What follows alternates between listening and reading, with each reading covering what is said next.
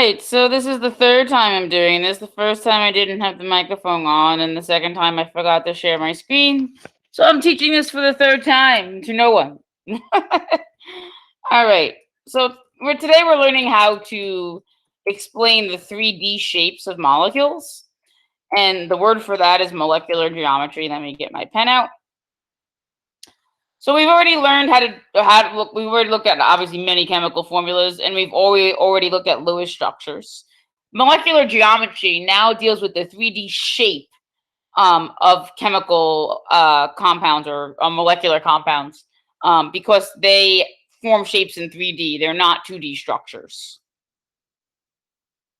So the model that's used to explain this is called the valence shell electron pair repulsion theory, or Vsper for short. And it is a model that's used to explain the 3D structure of molecules. And basically, the point of the model is that electrons in a dot structure organize themselves in a way to get as far apart as possible. Because electrons themselves are negative, and if there's lots of electrons hanging around, they repel each other. And we're also going to see that lone pairs like to get far away from bonds as possible. So the model essentially is going to find out how bonding electrons in a bond, and non-bonding electrons, which electrons that are in lone pairs, arrange themselves in three dimensions. So some vocabulary. The first word is electron domain. An electron domain is an area where there are electrons around an atom. Okay, so if we look at the structure here, this structure, and this is ozone. I don't know why my pen keeps on going away. This is ozone.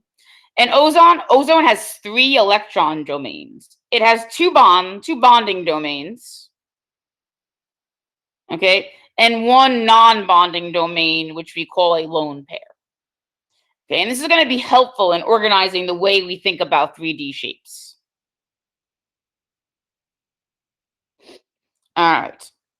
So again, once again, we have three electron domains around oxygen. 2 are called bonding domains because they're bonds, and 1 is called a non-bonding domain, or more simply, a lone pair.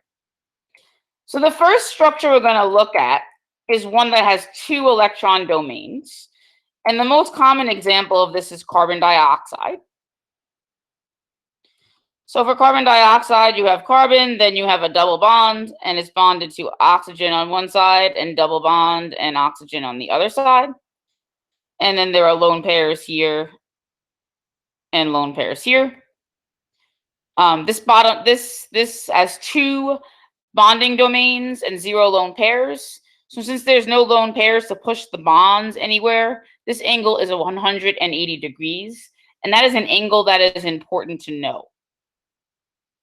Okay, that is the only molecule that we are going to deal with that has 2 bonding domains. Now, 2 electron domains, I'm sorry. So now we're going to look at molecules that have 3 bonding domains. And the first one we're going to look at is the one that is the exception to the octet rule. And that is the ones that only like to have 6 electrons.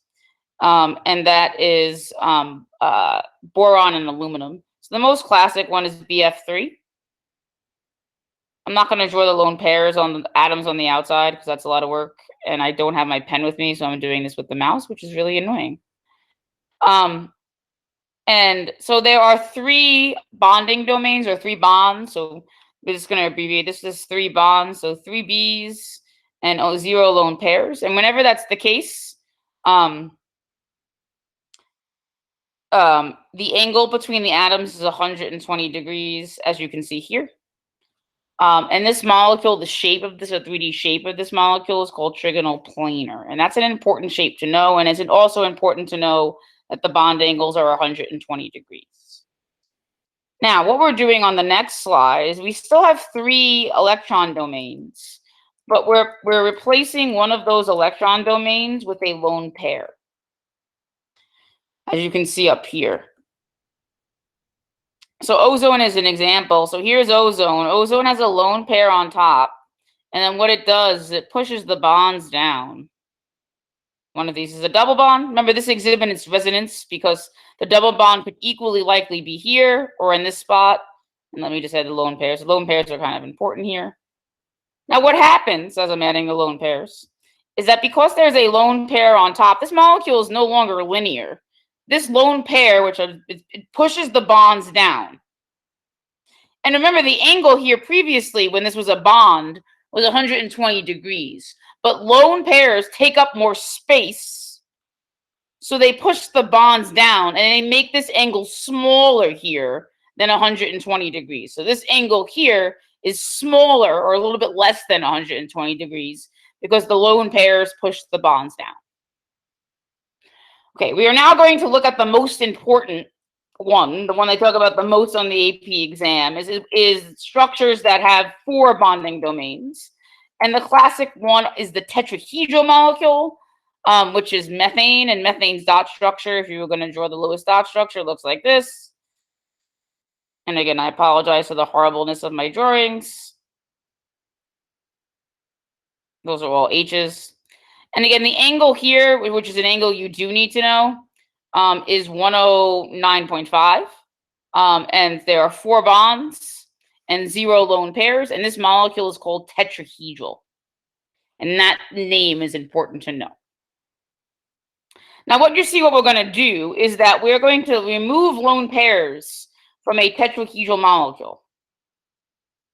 So here in this one, we took a bond away and added a lone pair. Notice the lone pair pushes the bonds down, and the angle is no longer 109.5. It's now about 107, or less than 109.5. Here, we actually took away another bond and added another lone pair. This is water, and the angle got even smaller. So sort of the takeaway message here is that lone pairs push the bonds closer together, lowering the angle. And the more lone pairs, the smaller the angle gets.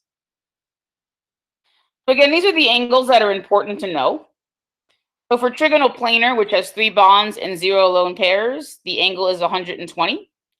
When you add 1 lone pair, the angle gets a little bit less than 120 because the lone pair pushes the bonds down. And then when you have 4 electron domains and they're all bonds, the angle is 109.5. And then as you add lone pairs, this one has 1 lone pair. The angle gets a little bit smaller. It's now about 107. You don't need to know that number. You just need to know that it's less than 105. And then now when you have add a second lone pair, now that there are 2 bonds and 2 lone pairs, this structure is bent, and the angle is even more or less than 109.5. We usually say about 105. One more thing. So this is a molecule that has 3 electron domains and they're all bonding. So normally we would think that the angle for all these angles would be, as I'm trying to get the pen, would be 120. Remember, this is a trigonoplanar molecule. But what happens here is that because it's a double bond, the double bond takes up more space. So the angles around that include the double bond are a little bit larger than the angles between the 2 single bonds. And that actually has to do with Coulomb's law. If you remember, force for Coulomb's law equals charge over distance. And since this is a double bond, the atoms are closer together. Remember, in a double bond, the bond is shorter. So the atoms are closer together. And that creates more force. So since the bonds are closer together, the distance is down. That creates more force. And there's a greater repulsion force that pushes the bonds down. So they often do this like angle measurement in larger molecules. And the key is to look at the central atom and look at how many electron domains are around them and whether they're bonding or non-bonding. So if we look at angle 1, okay, we see that carbon is the central atom, and it has 4 bonding domains, and they're all bonds. So that means that this angle is 109.5, which I'm struggling to write again. And now we're looking at this angle, and carbon is the central atom.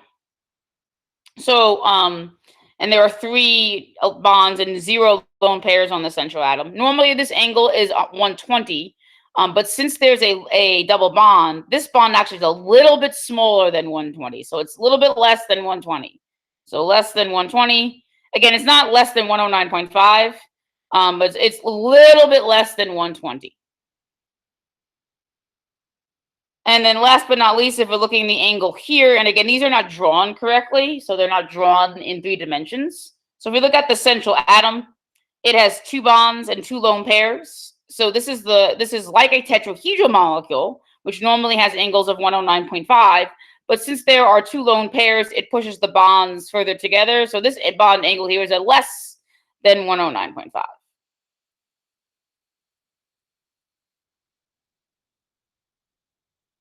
Okay. And again, so now we're going to look at molecules that have 5 and 6 domains. And again, they care less about these than the ones that we just did. So we're going to go through these relatively quickly, they meaning the College Board. So we're first going to look at one that has 5 electron domains. So this is trigonal bipyramidal. And if we're going to draw the dot structure, so P is in the middle. That's a P. It doesn't look like a P. So this is a P. And then there's a chlorine up here. And again, I'm ignoring the lone pairs on the outside atoms. You can't do that, but there are lone pairs on the outside atoms. This looks like this. The angles are not important. The really thing that's only important is the name and how you draw the Lewis structure. And this is a trigonal bipyramidal molecule. What we're going to do now is we're still going to have 5 electron domains, and we're going to replace one of them with a lone pair. So again, the important thing here is that lone pairs go on top. So there's the lone pair, there's sulfur, and then the atoms are the outside atoms get pushed down. This is the one that's seesaw because it looks like a seesaw. But it's important to know that when you're drawing these or when you're drawing the Lewis structures, the lone pair goes on top away from the bonds. So up here is the lone pair. And also here. And again, it's on top away from the bonds. This is called seesaw. The angles are not important. We're going to take another bond away. And this molecule then becomes, we're still in the 5 electron domains. So again, lone pairs go on top. There are my lone pairs. There's the central atom. And again, the bonds don't get pushed up. They stay away from the lone pairs. And this molecule is called T-shape. It kind of looks like a T. But again, the key is with this is that the lone pairs, when you're drawing the Lewis structures, need to go on top away from the bonds. And then last but not least, in the 5 electron domain, this one's interesting actually. So we're getting rid of another bond and adding a lone pair. So Xe goes in the middle. Now there are 3 lone pairs. So 2 of them go on top. You can't have more than 2 on top. And then 1 goes on the bottom.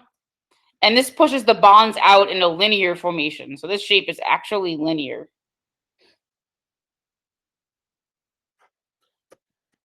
And Ruby is scratching her scratching post. All right, so now we're going to move on to the 6, the bond angles we don't care about, but it's linear, so it's 180 degrees. So now we're going to look at the 6 electron domains. This one is octahedral. That's 6 bonds and 0 lone pairs. They like this one. It's non-polar. We're going to learn what that means if you don't already. So you would draw it like this. So the F's go out. Again, there's no lone pairs. And then on top, there's an F here. And again, I don't have my pen, so these drawings are awful. If you want to Google the shapes, just Google octahedral. You'll get a nice Lewis structure.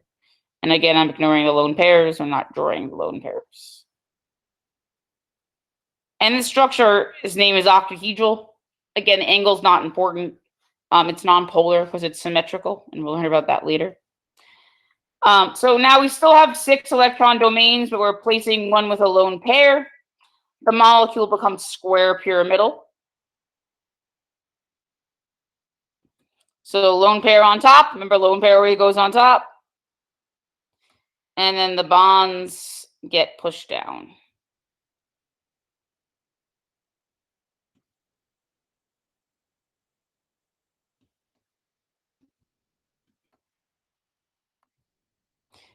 And this is called square pyramidal. Again, the angles are not important. What's really important is that if you're drawing the lowest structure, you put the lone pairs on top. And then our last and final structure, which is the one the AP exam likes, that breaks the octet rule or has an expanded octet. And that is this one, which is called square planar. So we have the atom in the middle. Here, the two lone pairs, one goes on top, one goes on bottom. And then that actually pushes the bonds, not the blondes. There's no blondes here. I'm a blonde, but it pushes the bonds out flat.